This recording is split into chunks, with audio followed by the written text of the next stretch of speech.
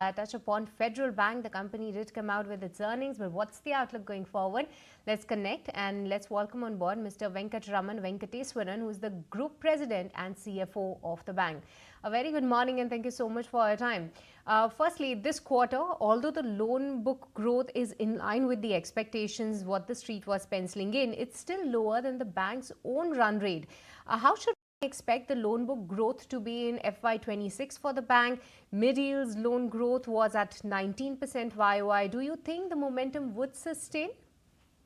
Yeah, good morning and thank you. Before I get into the specifics of the question, I think I would like to highlight that this has been the best ever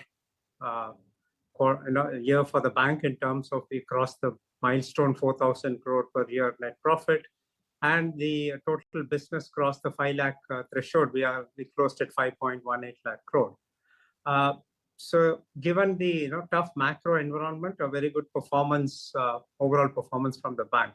Specific to your question on advances, what we should look at is, whilst the overall advance growth may be showing 12%, as outlined in our analyst day meeting in February, the growth in the chosen areas where we wanted to grow specifically on advances is close to 20%. Let's take at the medium yielding segment is where we said the sweet spot is, whether it's LAP, whether it's gold loan, whether it's commercial banking, CVC, all of these have grown at a very healthy, some of them are 25-30% growth. So what is important more than the average growth is the chosen areas where we feel the yield will be better, relatively better than the other parts of the advances. Now, for example, the home loan, they grew LAP faster than the home loan. The margins in LAP was better than in home loan. The pricing is very intensive. That doesn't mean we won't grow in the home loan book. We are growing, but it's more of a holistic customer in terms of making sure that the full whether we do cross-sell of SA, credit cards or insurance. So we look at the total relationship. Similar with corporate. Whilst the corporate growth rate may appear relatively low, but we have grown in such a way that the fee income which comes with the corporate growth is growing 3 times faster than the advances growth. So what is important to look at is the growth in terms of profitability. Okay. When we spoke to you last quarter, you said that, look, you have taken extra provisioning, something which was not warranted, but you followed what has been a good practice.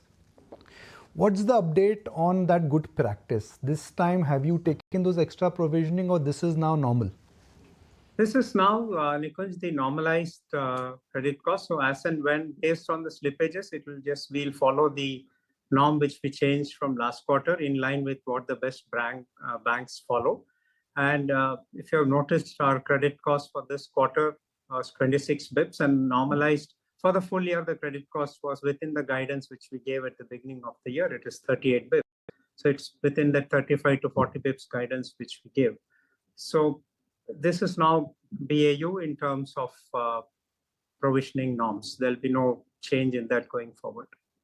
Your NPAs now in coming quarters will remain below 0.5%. I mean, you had 0.44, which is below half. For a bank which had 2-3% has become half. Extraordinary. I mean, it is not 2 becoming half.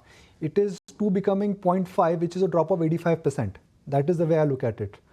So is 0.5% the new normal, which is a great number for any bank at any stage? Our endeavor, of course, Nikunj, will be to ensure that the GNPA and NPA levels don't go up. And if you again look at our provision coverage ratio, this is not at the cost of the PCR. PCR has actually improved by about 425 bips as compared to last year. This year, PCR is 75% plus as compared to 71% last year. So we're making sure that we keep the coverage ratio as well, again, aligned to the best in class. Good morning, sir. This is Shaila joining in the conversation. Let's actually shift focus and let's understand the cost to income ratio of yours because it was around 57% in the quarter gone by. If you could help us understand what are the factors that will actually determine the cost to income ratio going ahead for Federal Bank, as well as where do you see this one settling going ahead? Yeah, Q4 just standalone Q4 was 56%, full year was 54% in terms of cost income ratio. And to highlight why 56 was the number in Q4, there were certain one-offs which is not repeatable going forward. We added 85 new branches during the year, of which nearly half of it, 40 branches, 39 branches to be precise, were added in Q4. So that yielded in some bump up. It's again an investment, but of course there are costs associated when you open branches within a certain time frame. Then we had certain investments in technology. There were certain one-off costs which we took in terms of branding, marketing costs for card promotions, which are not repeatable. And in terms of how we look at the cost income ratio going forward, we should be around the 52, 53 levels going forward. And again, just to recollect and remind you, in the analyst day, we said this is a phase of investment. We are not going to see a drastic reduction in CI ratio in the next 3 years. Yes, our endeavor is at the end of third year, we want to be closer to 50. So that trajectory will be maintained going forward.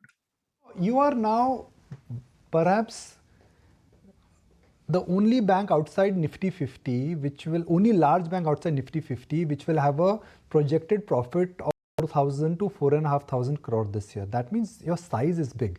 For a bank of that size to have that kind of a cost to income ratio, isn't that slightly high?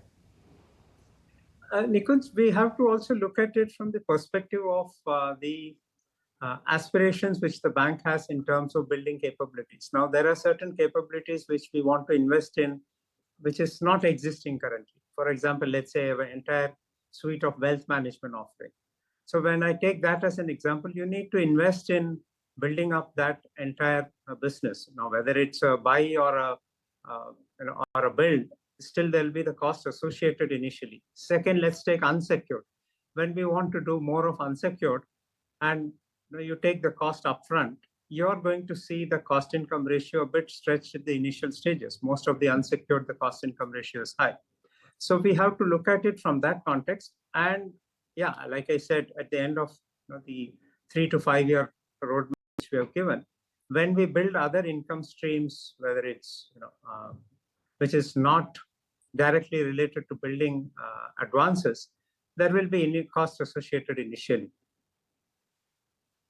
Okay. Now I move to the credit card business.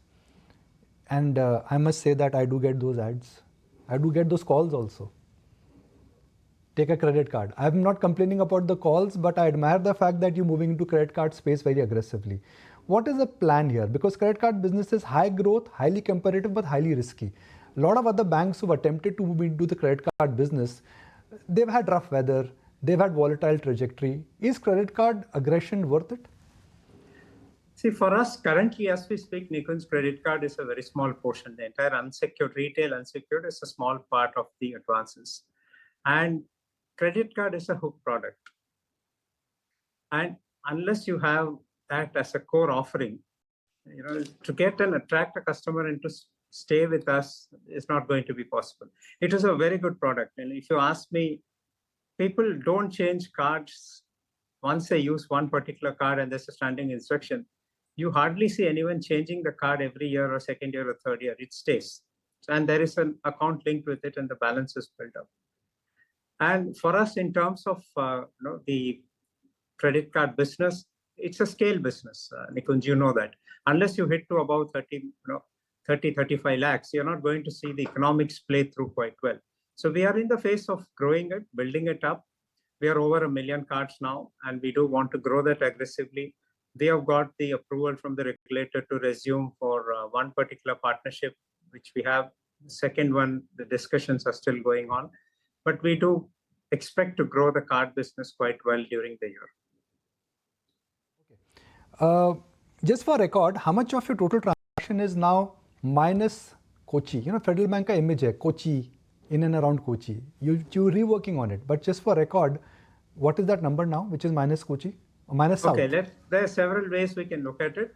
In terms of branches, out of the 1,580 plus branches, 650 are in Kochi. So that gives you a sense of the physical presence. In terms of new business growth, over 70% of the business now comes from outside Kerala, not Kochi, Kerala specific. So that's a second metric which you can look at. New customers which we are onboarding, a larger proportion of the new businesses come from outside of Kerala.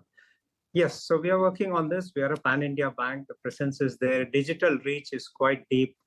And we are building on those strengths to ensure that we build the brand. And you would have noticed that we announced our new brand ambassador in the month of March. Vidya Balan is going to be the brand ambassador. The new advertisement campaign will be out in a month and a half or so. So yeah, we are building the brand as we speak.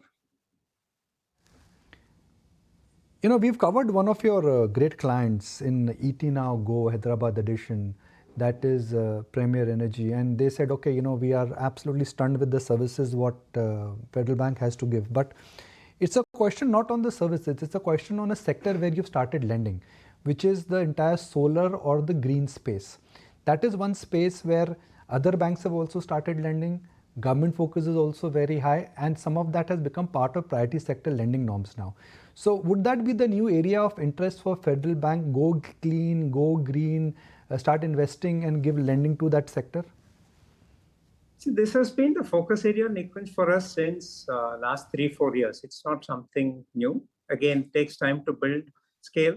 And more broadly on the medium, small enterprises space is where we see a lot of opportunities, whether it's on the green initiatives, energy, food distribution chain. There are lots of areas you can work on in terms of the green energy space. So yeah, and that is one space. And thanks to Premier for highlighting us, and we work. There are several such clients who are very happy with the relationship which we have, and we'll continue to build on it. Definitely, that is one area of strength, and we are building on it. Before I wrap, I've not had you on my single show of ET Now on the Go. Why is that? Shalini used to come, Shyam used to come, Mr. Manian is yet to come. I should have you also in the next show. Sure, we'll look forward to that. Nikunj, we'll do that. Okay. Really look forward to it. Good numbers. All I can say that the mid-year turbulence, which in a sense was there in the bank in terms of the provision, that seems to be settled. Growth is back. You are sounding much more reasonably confident. And can I say that for Federal Bank now, the new area of high margin, high thrust would actually be the credit card business? Can I wrap up the interaction with that? Not just credit card. I think in the Analyst Day, we bucketed the 4 yield segments: high yield, very high, medium, and low. It's the medium segment where we are growing at this stage, and the high yield. Cards and personal loans are in the high yielding segment. Yes, those two will be the ones which will continue to focus. Not the right time or the environment for us to be pushing the pedal on high yielding, which is microfinance. Probably it will take another 1 or 2 quarters for things to stabilize there. So as and when that stabilizes and we see an opportunity, it's all about opportunity, external environment, and our risk appetite. And all the very best for you, sir, for the future quarters and going ahead. And hopefully in the next edition of ET Now, when we will be coming to Kochi, we will be interacting with you up close and personal. Thank you so much for joining us this morning to talk about your Thank you. Look forward to. If you like this video, then like, share and subscribe to ET Now.